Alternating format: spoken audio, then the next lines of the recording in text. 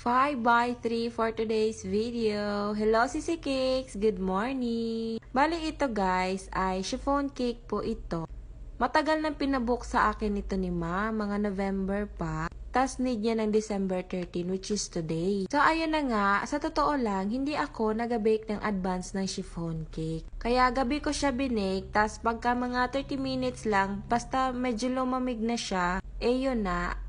Tsaka lang ako mag-a-icing or mag-decorate. So, yan po ay hindi ko na po yan pinarest ng gabi. Bali, pagkalamig niyan, direct ko na siyang prinostingan.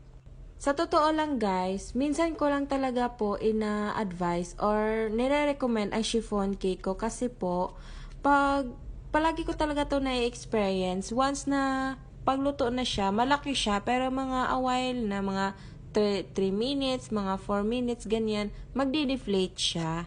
Pero nakatry din naman ako na mag-bake ng chiffon cake na hindi siya nag-deflate.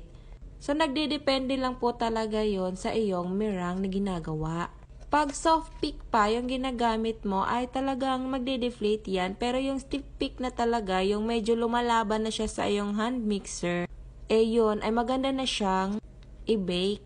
Kaso ako talaga ay medyo hindi mataas ang pasensya ko, kaya kahit soft pick pa ay talagang nilalagay ko na agad siya sa oven. Go back tayo sa cake. Ito pala guys, yung mga gold na inattach ko, yan po ay non-toxic po iyan, pero hindi po iyan edible. Parang design lang siya kumbaga. Sinend sa akin ni ma'am na sample is yung flower na edible. Sinabihan ko si ma'am na ma'am medyo pricey ang edible. Maniwala man kayo sa hindi guys, ang edible dito ay nag-range ng mga 190.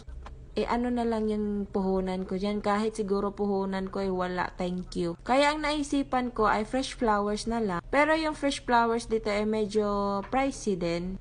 So, ayan, happy birthday, Mamo Roxanne. More birthdays to come sa inyo, ma'am. And thank you so much, Ma'am Aisa. Yan lang. Bye-bye.